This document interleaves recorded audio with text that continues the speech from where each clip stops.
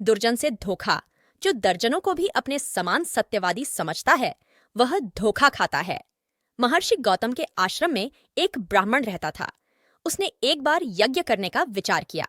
वह यज्ञ की सामग्री लेने नगर गया। वहां से सभी सामग्री के अतिरिक्त एक बकरा भी खरीद लिया। बकरे को कंधे पर लाद कर वापस आश्रम की ओर चल दिया। मार्ग में उसे 3 धूर्तों ने देखा। बकरे को देखकर उनके मुंह में पानी आ गया।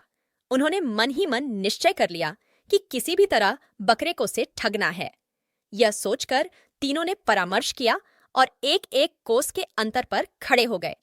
वह ब्राह्मण ज्यों ही बकरे को कंधे पर लादे हुए पहले धूर्त के पास से गुजरा तो वह बोला, ब्राह्मण देवता कहाँ से आ रहे हो? ब्राह्मण बोला, नगर से आ रहा हूं। पहला, धूर्त, इस कुत्ते को कंधे पर लादे कहाँ ले जा रहे हो? उसकी बात सुनकर ब्राह्मण चौंक कर बोला, कुत्ता? नहीं भाई, यह बकरा है। इतना कहकर ब्राह्मण आगे बढ़ गया। ब्राह्मण अभी एक ही कोस चला होगा कि दूसरा धूर्त मिला। दूसरा धूर्त, पंडित जी नमस्कार, कहाँ जा रहे हो? उसकी बात सुनकर ब्राह्मण प्रत्युत्तर में बोला, अपने आश्रम जा रहा हूं। दूसरे धूर्त ने आश्चर्य से पूछा, अरे, आपने इस कुत्ते को कंधे पर क्यों लाद रखा है? ब्राह्मण फिर चौंक कर बोला, कुत्ता।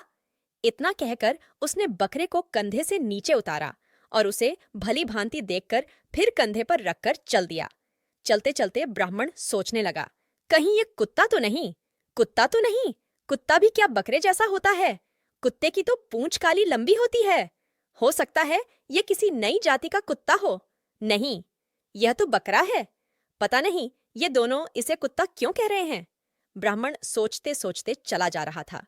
एक कोस और चला होगा कि तीसरा धूर्त मिल गया। तीसरे धूर्त ने उसे देखकर कहा, विप्रदेव प्रणाम, कहाँ जा रहे हो? ब्राह्मण बोला, आश्रम जा रहा हूं और यह यज्ञ का बकरा है। तीसरा धूर्त चौंक कर बोला, बकरा? अरे पंडित जी, यह तो कुत्ता है।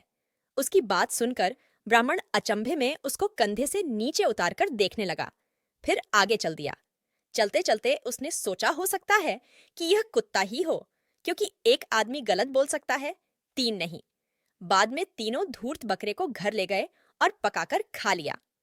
कथा सुनाकर कौआ बोला, सच कहते हैं, सज्जनों की बुद्धि दुष्टों के वचनों से फिर जाती है।